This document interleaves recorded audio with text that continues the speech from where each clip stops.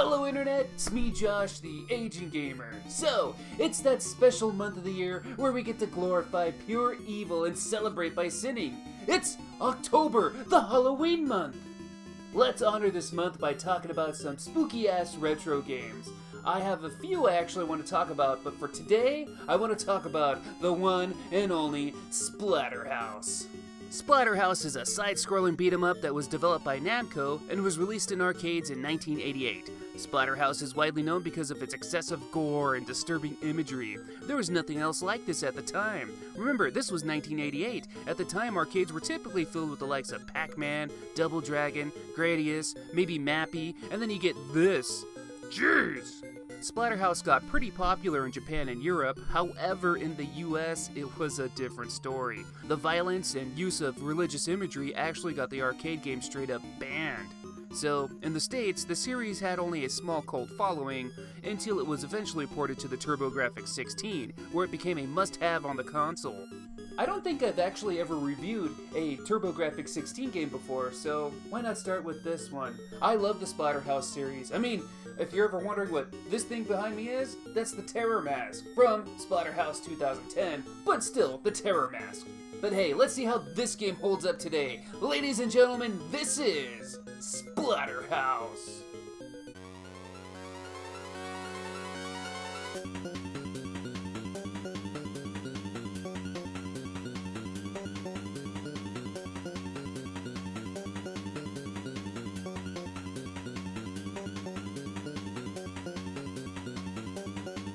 So before we start with this review, let's go ahead and talk about the differences between the American TurboGrafx-16 version and the Japanese PCEngine version, because there's actually quite a few differences. So the Japanese version of the game, for the most part, is on par with the arcade version. The American version, though? Ugh. Well, look at this. What's the first thing you think of when you see the main character? It's basically Jason Voorhees. So to avoid copyright issues, in the American version of the game, his mask was changed to red. Also in the game, all religious symbolism was removed, from something as simple as this cross being changed to a tombstone. One of the bosses, which was an upside-down cross, was changed to a floating demonic head. So remember, this is okay, and this is not okay for children. Also, the church level was made to look less church-like. My favorite part is the podium here that is just missing completely in the American version, but they still left the candles there, so they're just floating awkwardly. At the end of the day, though, besides those visual changes, both the TurboGrafx and PCEngine games play the same. For this review, I'll be playing the PCEngine version. Censorship or not, no matter which version of the game you're playing, it's gonna be gruesome. So the warning label on the box still applies. The horrifying theme of this game may be inappropriate for young children and cowards. You're not a coward, are you? Because if you are, I actually have a whole bunch of other videos for you to watch. So in this world, there's a place called West Mansion. The famed parapsychologist Dr. West conducted research and experiments there. Legend has it he created some of the most gruesome and hideous creatures to ever walk the planet. But no one has ever gone into the mansion and have lived to tell the tale, giving the mansion the nickname Splatterhouse. As for Dr. West himself, he hasn't been seen or heard from in many years. A pair of parapsychologist majors, Rick Taylor and his girlfriend Jennifer Willis, decide to check out the supposed abandoned mansion for one of their university projects. Upon entering, Jennifer screams and everything goes black.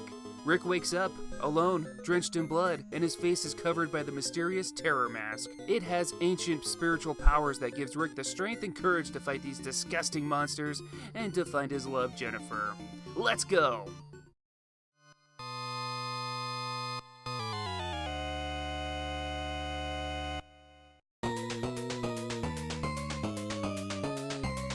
So we control Rick, and he can jump and punch. He can also jump kick and crouch kick. Maybe it's because I just reviewed the game, but these kicks remind me of Kung Fu. And right away we see a 2x4. Let's start busting some monster heads in.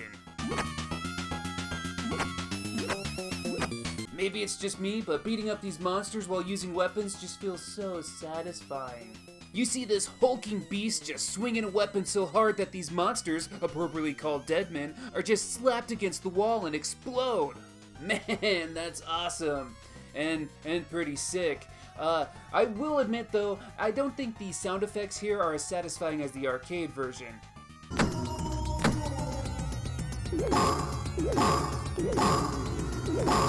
This section's pretty short, but man, what a view. Pass by some bats, spikes, and these guys called top heavy. Climb up and we reach a room full of boar worms. I find it best to duck and just kick them as they come out. And don't forget to watch out for that last one.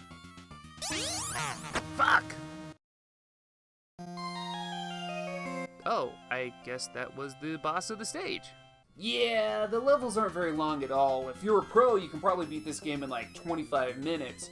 But that's not to say the game is easy. It's not a breeze whatsoever, but we'll see as we go.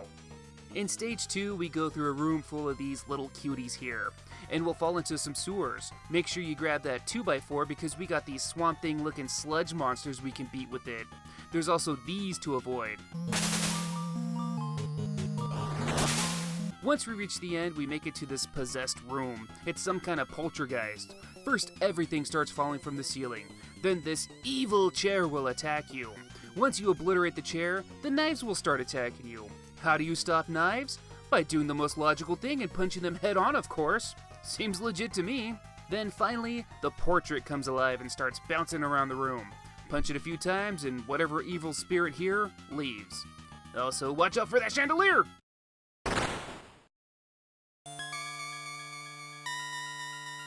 Oh yeah, look at that. We're going to get a boomstick now. We actually get it right away. You only get 8 shots, so use your ammo wisely. You can still crouch kick, so do that to reserve some bullets. Also watch out for these new zombie dog enemies. The tricky part of this level is this bridge here. Watch out for these little holes. If you step on one, you'll get grabbed by the ghoulies. You'll be brought down to some water area and more sludge monsters will appear. Once we get past this, we climb up and we reach where we would have gotten if we didn't get pulled down. It already sucks when you get pulled down and have more enemies to fight, but what really sucks is that we lost our shotgun in the process. We'll continue and we'll throw some rocks at these hanging corpses, and soon enough we'll reach our first real boss fight. Look at this badass looking motherfucker. His name is... the Biggie Man? The Biggie Man? Like B-I-G-G-Y? Biggie Man? That's gotta be some kind of translation error, right? Like it's supposed to be a boogeyman? Let's look this up. It turns out that in the PCEngine game manual, the boss is called Piggy Man. Yeah, pigs. This is even backed up by the fact that if you go to Apple Music and look up the Splatterhouse soundtrack, track 17 is also called Piggy Man, and the track is placed right at the time where you would fight him. So yeah, it wasn't originally Biggie Man, it was Piggy Man. Which is a terrible name too. Anyway, this boss can be tough if you're unprepared. If you do it right from the start, you can bring the shotgun from the beginning of the level and juggle between the two here, and you'll kill Biggie Man quickly. Unfortunately, I didn't do that here, so I blast him as many times as I can with the gun, and I just start swinging, get lucky, and win.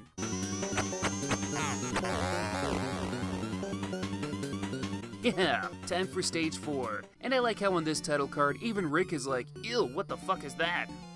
So right away, grab one of these spears and start harpooning these monsters. We'll eventually come across some blades to dodge, and then we'll reach the next section that has mirrors. Hey, look how handsome I look. Oh shit! I just kicked my ass. And what more is that this evil Rick is doing some cool sliding move. Can I do that? Well, according to the game manual, I can. While jumping forward, if you press the attack button as you hit the ground, you'll slide. And it's pretty powerful too.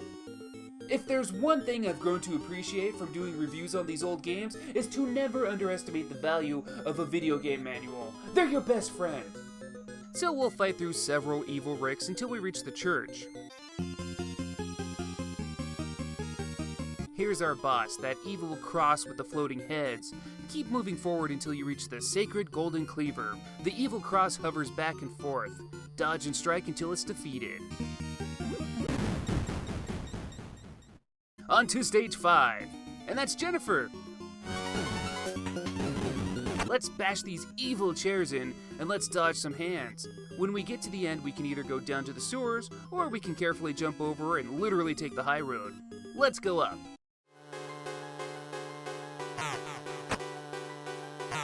Be careful not to fall down these holes or you'll fall into the sewers. Also be careful of these skull-dropping ghosts called jokers. And yeah, of course those things pop out and attack you too. We're almost to Jennifer, we just gotta pass through the Hall of Boreworms.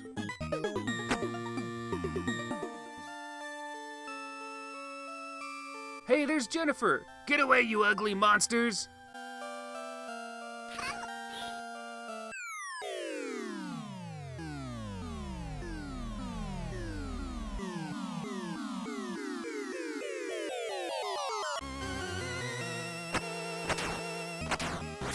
Ah, Jesus Christ! Jennifer turned into this ugly thing! And now we're in a kill or get killed situation. That's pretty fucked up. Yeah, it's time to put an end to this. The fight itself isn't too hard if you know what to do. Just chill in this corner, and whenever Jennifer jumps at you, jump kick her. After so many times, she'll revert back to her human form, begging Rick for help.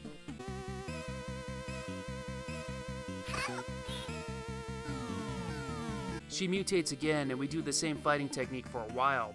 Once we do so much damage, she reverts back to her human form, one more time, before passing on for good.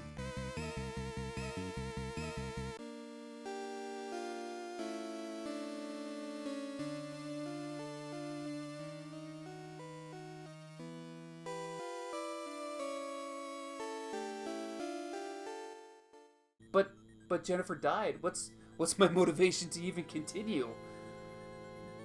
To make those motherfuckers pay. Let's end this! And as we see by the background, the mansion is somehow alive. Now, despite level 6 being only one single room, to me this was easily the most frustrating stage. We walk forward and there's lots of these little bubble fetuses. They either float up from the ground or fall down from the ceiling. Punch or kick them before they pop, or else you have to deal with this critter here. There's lots of these and they don't stop coming. And once we reach the end, we see the boss that's forming them. This giant womb of destruction. While fighting this boss, it will continue to drop more and more fetus orbs and you'll constantly find yourself overwhelmed. It doesn't help that the womb takes like 30 hits to beat. I died a lot fighting this boss. I have no strategy on this fight other than move quick, attack fast, and get lucky. Once the boss is defeated, it explodes, causing the whole mansion to be set ablaze. And now we move on to the last level, Act 7. Everything is on fire, and we gotta move our butt. We dodge rolling fire logs, and we even see some of the zombies have caught on fire. This level is all about dodging obstacles and enemies. Move forward and be careful. We'll soon come across a grave. Whose grave is this? Possibly Dr. West? Well, regardless, a giant creature is summoned and goes by the name Hell Chaos. This ugly abomination sticks its giant head out of the ground, kicking up rocks at us in the process. Then its giant hands will reach out and grab us too. Avoid everything as much as possible and keep punching that giant pizza face whenever it appears. It can be a bit difficult, but we can do it.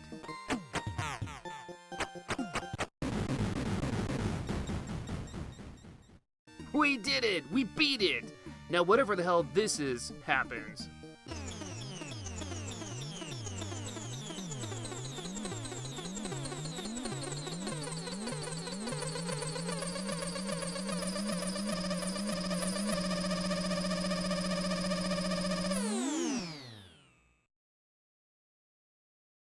The terror mask shatters, and then we watch the mansion burn as the credits start to roll. The end.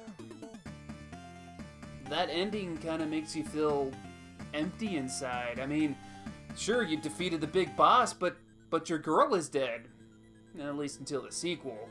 But that's another game for another time. How is the first Splatterhouse game? I'll go on and admit it, for anyone who's been watching my videos for a while, you know I'm into this gruesome kind of stuff, and I really like Splatterhouse. The game tells a whole sad story with no dialogue. It's beautiful in its own sick kind of way, and you're basically playing as Jason Voorhees, which is awesome, and you get to murder demon hell monsters. There's not much to it. It's simple and straight to the point. And if I'm going to make any sort of negative criticism is that, well, it might be a bit too simple and straight to the point for some people. Splatterhouse is very much a keep moving right and punch things kind of game. What you see is what you get with Splatterhouse. The levels are short, and the game overall isn't very long. I honestly like that, as if the game dragged out a bit more and had more levels, it might have got that repetitive feeling, but I felt it was more short but sweet. But it's only short if you know what you're doing. The game is pretty hard, and if you're insane, you can actually make it harder by doing a code at the beginning. It won't be for everyone, but if you like arcade beat-em-ups and you like horror-themed video games, Splatterhouse is a no-brainer. But those are just my opinions. What do you guys think? What do you think of Splatterhouse? Let me know in the comments below. If you like this video, go ahead and give it a thumbs up. If you haven't, go ahead and subscribe to my channel so you don't miss out on future videos. I'd appreciate that very much. And until next time, I'll see you guys on the next one.